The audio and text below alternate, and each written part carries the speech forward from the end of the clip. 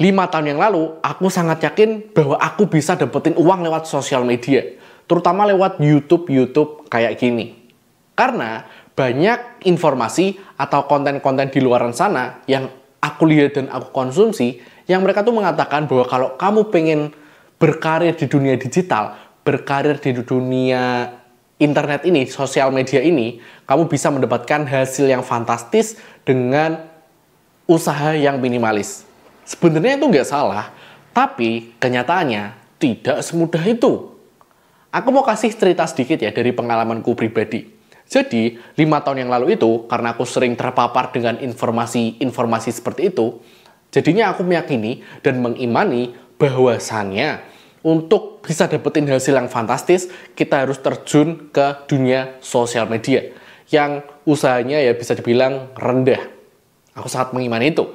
Jadi, aku mulai bikin konten dari situ. Pembahasanku di awal yaitu tentang topik perawatan rambut gondrong keriting khususnya untuk cowok. Dan kebetulan aku masih punya rambut gondrong keriting ini. Nah, jadi di awal itu aku fokus untuk bikin konten itu mulai dari menganalisanya, riset apa aja yang lagi viral atau trending, terus bikin video hampir setiap hari, terus ngeditingnya juga hampir setiap hari juga. Dan kalau di total selama 3 tahun itu, kurang lebih 100 video udah aku produksi, udah aku buat. Tapi di sini aku mau kasih fakta jujur sekaligus menyakitkannya. Yaitu selama 3 tahun ini, aku baru dapetin 1 kali pendapatan dari 1 kali AdSense. Iya. Karena banyak orang yang mikir waktu itu, kalau kamu pengen dapetin penghasilan dari internet, itu ya dari AdSense. Kamu harus bikin YouTube dulu, harus memenuhi standar dari YouTube yaitu 1000 jam tayang dan 1000 subscriber dan 4000 jam tayang, baru kamu bisa dapetin uang lewat situ. Tak kira kan uangnya fantastis ya. Ternyata untuk AdSense yang bisa ditarik, itu kan minimalnya $100 ya waktu itu. Dan kursnya waktu itu adalah 13.000. Jadi 1 kali AdSense atau 1 kali pendapatan yang aku dapetin itu 1,3 juta rupiah. Wow, menarik ya kayaknya ya. Dapatnya jutaan nih. Tapi kalau kita pikir lagi ya, kita sama-sama pikir lagi, itu adalah effortku, usahaku selama 3 tahun. Waktu yang lama untuk dapetin hasil 1,3 juta aja.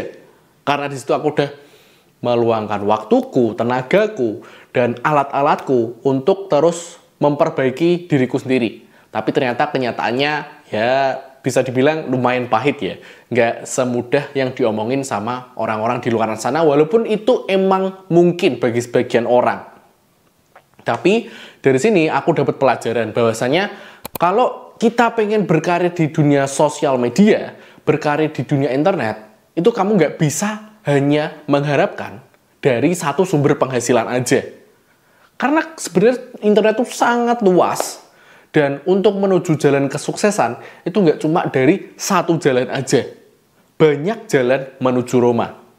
Dan karena pengalamanku tadi, akhirnya aku berganti topik menjadi yang sekarang ini. Karena kebetulan topik kita aku udah sangat bosan karena pembahasannya kok masalah tentang rambut terus, padahal kan aku ya pengen membahas hal-hal lain. Tapi kalau pembahasan tentang rambut terus kan bosen ya. Rambut kan ya paling masalahnya berketombe, kering, terus berminyak dan lain sebagainya. Ya seputar-seputar itulah. Maka dari itu aku mulai berganti ke topik ini dan alhamdulillahnya udah menghasilkan kayak gini, 2 digit per bulan. Nah, pas banget. Di video ini aku akan memberikan langkah-langkah realistis untuk kamu bisa dapetin 2 digit pertamamu juga dengan menghindari kesalahan-kesalahan yang udah aku perbuat di awal karir kontenku tadi. Jadi aku akan menyampaikan 3 step untuk kamu bisa dapetin 2 digit pertamamu lewat sosial media. Oke, langsung aja ya. Kita pengennya yang sederhana-sederhana dan aku sangat meyakini juga bahwasanya semua masalah itu nggak sama satu solusinya. Jadi aku mengajak teman-teman untuk lebih menggunakan otaknya, melarin otaknya, berpikir dengan lebih jernih, memaksimalkan kinerja otaknya untuk berpikir lagi. Oke? Kita sama-sama memakai otak kita. Jadi langkah pertama yang aku sarankan untuk teman-teman jalani adalah kamu bisa mencari dan menemukan masalahmu sendiri dulu. Nah, kalau di awal tadi kan aku masalahnya adalah masalah tentang rambut ya. Aku mulainya dari situ aja. Walaupun itu proses pencariannya juga lama, karena untuk di waktu itu juga banyak orang bilang kalau kamu pengen masuk ke dunia digital, masuk ke dunia sosmed, kamu harus menentukan yang namanya niche atau topik pembahasan yang harus kamu tentukan dulu di awal. Secara spesifik, detail, dan terperinci. Ya enggak? Tapi banyak orang juga yang gagal di titik ini karena terlalu memusingkan hal tadi dan nggak bisa merealisasikan dalam bentuk yang detail, terperinci, dan spesifik tadi ya. Banyak orang yang gagal di titik ini. Nah, aku mengajak teman-teman untuk lebih sederhana lagi, kita gunakan otak kita dan berpikirnya secara sederhana aja. Kita mulai dari masalah yang kita alami. Kalau aku tadi ya seputar rambut gondrong keriting tadi ya, aku punya permasalahan tentang rambut yang kering, terus aku cari solusinya dan bagikan lewat konten. Kurang lebih sederhananya kayak gitu. Jadi langkah pertamanya adalah temukan dulu dan cari masalah yang kamu alami sendiri. Karena aku punya argumen bahwasanya niche-mu adalah kamu. Niche-mu adalah dirimu sendiri. Sebagai contohnya gini ya, sebagai contohnya, kalau kamu punya masalah tentang kamu punya lahan sempit, pengen nanam tanaman tapi nggak tahu caranya, itu kan nggak cuma kamu doang yang punya masalah itu. Oke, contoh pertama. Terus contoh kedua, kalau kamu punya masalah nggak bisa bikin makanan sehat yang sederhana untuk anakmu yang nggak ngabisin banyak waktu, masalah itu juga nggak cuma kamu doang yang memilikinya. Oke? Terus yang ketiga, kamu punya keinginan untuk jajan atau kulineran terus di luar, tapi punya masalah yaitu nggak mau boros untuk jajan di luar, itu juga nggak cuma kamu yang punya masalah itu. Di dunia ini kan banyak banget orang ya. Kalau di Indonesia sendiri ada 270 juta orang. Dan masalahmu itu nggak cuma kamu doang yang punya. Pasti ada orang-orang yang mirip atau sama permasalahannya dengan yang kamu miliki sekarang ini. Jadi, kamu bisa menuliskan dulu permasalahan-permasalahan apa yang kamu alami, yang kamu hadapi sekarang ini, dan tulis itu menjadi beberapa list dulu. Tulis beberapa list, karena dari sini kita bisa lebih jujur sama konten-konten yang akan kita buat nantinya. Jadi, yang pertama yang perlu kamu lakukan adalah kamu mencari, menemukan masalah yang ada dalam dirimu sendiri. Itu adalah langkah pertamanya. Oke? Dari sini udah oke ya, kita lanjut ke langkah keduanya. Langkah keduanya adalah bagikan solusi atas permasalahanmu tadi lewat konten dengan cara yang menarik. Iya, membagikan solusi di sini bukan berarti kamu harus menjadi seorang yang expert dulu, seorang yang ahli dulu. Kamu cukup tahu atau berada satu langkah di depan orang lain yang belum tahu, itu udah cukup banget untuk kamu membagikannya ke sosial media. Aku suka satu prinsip ini, satu istilah ini. Kamu nggak harus nunggu jadi kaya dulu untuk berbagi. Karena kalau kamu nggak kaya-kaya, kamu nggak berbagi-bagi. Nah, itu adalah prinsip seperti prinsip sedekah ya. Jadi, kita berbagi atau bersedekah dengan apa yang kita miliki sekarang ini. Itu adalah langkah keduanya. Jadi, kamu bisa dari masalah yang kamu miliki tadi, kamu cari solusinya dulu dan dokumentasikan itu lewat kontenmu, lewat sosial mediamu dengan cara yang menarik. Nah, itu untuk langkah keduanya. Sederhana aja, karena dari solusi ini pastinya orang tuh bakal bisa dapetin banyak manfaat. Kamu bisa diikuti oleh audiensmu.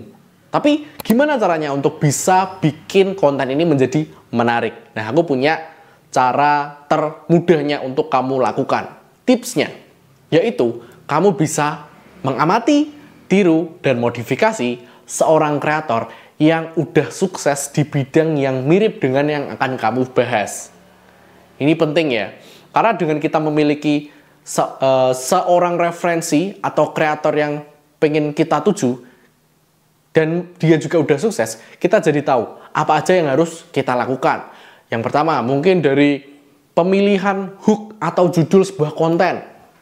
Gitu ya. Terus yang kedua, bagaimana cara penyampaiannya dia, gaya bahasanya dia, bagaimana cara dia berinteraksi dengan audiensnya. Kita bisa tiru di situ. Karena dia udah sukses di bidangnya sendiri. Jadi, kenapa kita nggak menggunakan jalan pintas aja? Dia udah sukses, kita adaptasi di akun kita sendiri. Amati, tiru, modifikasi. Jadi nggak cuma cara penyampaiannya, gaya bahasanya, tapi produk-produk yang akan dijualnya. Produk-produk yang dijualnya. Kita masuk ke langkah ketiga. Nah, cukup sederhana toh ya. Kita mulai dari yang masalah yang kita alami sendiri. Kan gampang, kita pastikan punya masalah sendiri-sendiri. Terus yang kedua, kita mencari solusi dan mendokumentasikan setiap perjalanannya lewat sosial media, lewat konten. Gampang toh. Permasalahan, kita cari solusinya dengan mengajar atau membagikannya lewat konten di sosial media. Dan yang ketiga, langkah ketiga adalah kita mengkombinasikan antara masalah dan solusinya ini menjadi sebuah produk. Nah, di sini dimana kita akan mendapatkan uang ya, dimana uang akan bekerja untuk kita. Ketika kamu udah berhasil bikin konten dan dapetin attention atau perhatian dari audiensmu, kamu udah bisa mulai jualan di sini, jualan produk di sini. Dan produk yang aku sarankan adalah produk digital. Kenapa produk digital? Jadi, produk digital tuh biasanya bentuknya adalah produk-produk edukasi atau informasi. Nah, biasanya orang-orang yang pengen tahu lebih dalam tentang konten yang udah kamu buat, itu bisa kamu kumpulkan mereka dalam satu wadah, yaitu produk digital. Ya, jadi produk digital kan adalah produk edukasi dan informasi ya. Dan kebetulan juga produk digital ini banyak banget jenisnya yang bisa kamu pakai. Ini aku kasih beberapa jenisnya. Yang pertama adalah e-book. Nah, untuk sekarang ini aku juga sedang membuat e-book. Ada 2 e-book. Yang pertama tentang e-book kuliner, yang kedua tentang e-book untuk mengembangkan diri kita lewat produk digital. Nanti aku akan kasih detailnya di akhir video.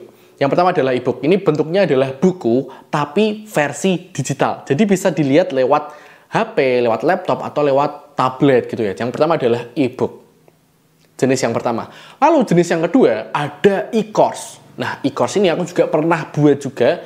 Jadi kurang lebih bentuknya adalah video pembelajaran, di mana itu ada strukturnya yang jelas ya, dari pembukanya gimana, terus nanti eksekusinya gimana, terus evaluasinya kayak gimana. Aku juga udah pernah buat itu. Jadi ini adalah jenis kedua, yaitu e-course yang bentuknya video pembelajaran. Terus yang ketiga ada template. Nah, template ini juga bisa berbagai macam. Baik itu template penulisan, atau template budgeting keuangan, atau template desain, itu bisa banyak banget. Oke, jadi yang pertama tadi ada e-book atau buku digital, yang kedua ada e-course atau kelas, atau produk digital yang jenisnya adalah video pembelajaran, yang ketiga ada template, dan yang keempat ada yang namanya webinar. Nah, webinar ini ya seperti kita waktu zaman COVID gitu ya.